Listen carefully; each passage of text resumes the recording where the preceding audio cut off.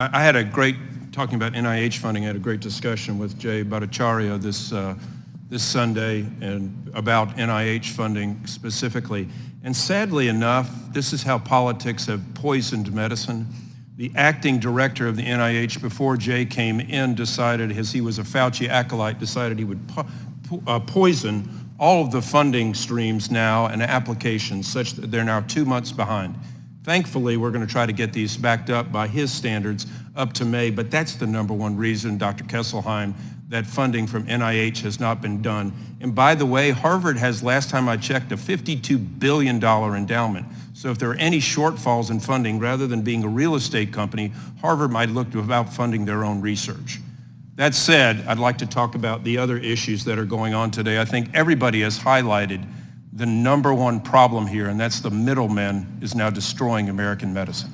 PBMs, 340B, so many of the other programs have gotten in charge of all of this. Now, I want to talk a little bit about what's happened with the IRA in reality. In some drugs, it costs $2 billion to bring a drug to market. Now with the 913 rule, we've had 49 research programs, talk about research stopping, 49 research programs and 24 drugs have been discontinued because of the passage of the IRA.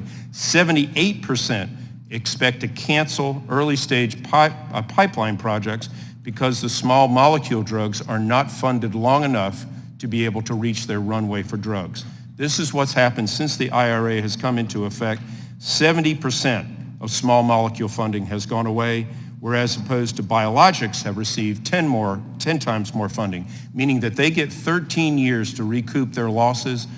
The small molecule drugs, the pills, those things that people can take at home, which given in a rural community, people would absolutely prefer rather than driving 2 hours to a hospital and getting then a 2-hour infusion. This is what we should be funding. And I think, and hopefully it was not done nefariously by anybody who crafting the IRA, but this is one of the side effects that has happened about this. I'm going to give one good example about why the IRA was bad, because you can't do other indications for drug. Keytruda, which has absolutely changed the oncological world, was first started out, in my best recollection, as a drug for metastatic melanoma. It now has over 41 approved indications for so many other different types of cancers. If the IRA were in effect when Keytruda came out, we would have none of these, because there would not be allowed to be an investment in any of the other indications. So I want to talk a little bit more when it is back to my time, but the IRA, while helping try to drug costs, was so poorly designed, it's actually killed American medicine. Yield back.